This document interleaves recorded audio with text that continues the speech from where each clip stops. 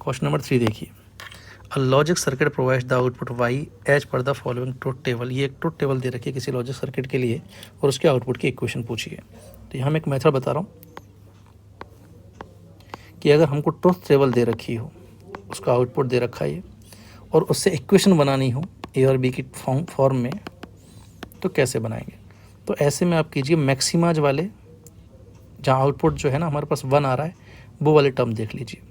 Clear. Method का नाम है सम ऑफ प्रोडक्ट्स। मतलब हमको क्या करना है, पहले वन बनाने वाले जो इनपुट हैं उनका प्रोडक्ट करना है, फिर उन सारे प्रोडक्ट का क्या करना है, सम। इसको एक एग्जांपल से समझिए ज़रा मेथड क्या है। जैसे मैं बात कर लेता हूँ, चलो एंड गेट की। एंड गेट में क्या होता है, 0 0 0 1 1 0 1 1। दो इनपुट के लिए अगर बात करें तो वाई जो होता है ए इंटू बी आता है। मान लो ये आपको नहीं पता होता और इसकी टेबल पता होती बात आपको, तो आप क्या करते। तो ऐसे में आप देखो, सबसे पहले तो 1 कहाँ आ रहा है, तो 1 केवल एक जगह आ रहा है। क्लियर। तो बस आप क्या कीजिए, दोनों इनपुट जो हैं उनसे 1 बनाइए। तो ए और बी दोनों ही 1 बने यहाँ, तो ए इंटू बी लिख देंगे सीधा, तो सीधा यही इसकी इक्वेशन हो जाएगी। हाइपोथेटिकली मान लो एक ऐसी इक्वेशन होती कि यहाँ भी 1 आ रहा होता, तो अब इक्वेशन कैसे बनाते हैं अपन। तो क्या करते हैं, देखो अब यहाँ 1 भी, यहाँ भी बना रहा और यहाँ भी बना रहा, तो दो इक्वेशन काम में लेंगे अपन। क्लियर। इस 1 के लिए देखना, इसके लिए ए और बी ऑलरेडी 1 है, तो इसको ए इंटू बी रहने दीजिए। इसके लिए अगर बात करूँ, ए और बी 0 है, तो 0 को 1 बनाने के लिए ए बार और बी बार का मल्टीपल करना पड़ेगा, तब जाके 1 आएगा। क्लियर।